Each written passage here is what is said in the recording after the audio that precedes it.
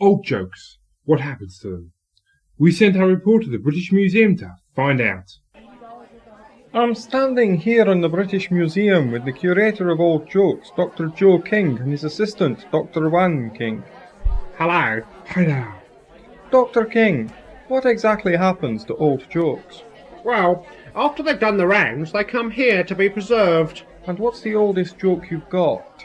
Well, that's this one. It dates back to ancient Sumeria. It's over 4,000 years old. Could we hear it, please? Oh, yes. The original clay tablet was translated into English and reads like this. Who was that lady I saw you with? That was no lady, that was my wife. Hard to believe that was once new. Quite. But by 3,000 years ago, that joke had spread as far as the Nile Delta in ancient Egypt, where it was adapted for the local market. And how did that sound? It went so. Who was that lady I saw you with? That was no lady, that was my mummy. Fascinating. Of course, jokes provide us with much archaeological evidence. For example, this joke. My wife's just gone to the West Indies. Jamaica? No, she went of her own accord. Is known to have been told in Norway in the 12th century, and is seen as conclusive proof that the Vikings reached America long before Columbus. And you just file away the jokes for posterity, do you? Oh no.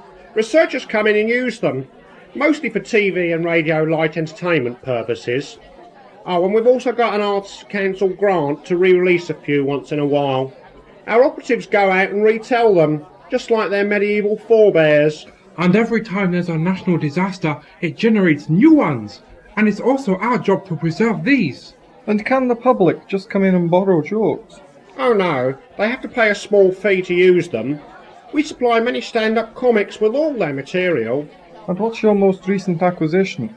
Well, there's one we haven't even catalogued yet. It came in this morning. Could I hear that? Yes, it's an ethnic minority joke from Australia. What do you call a boomerang that doesn't come back?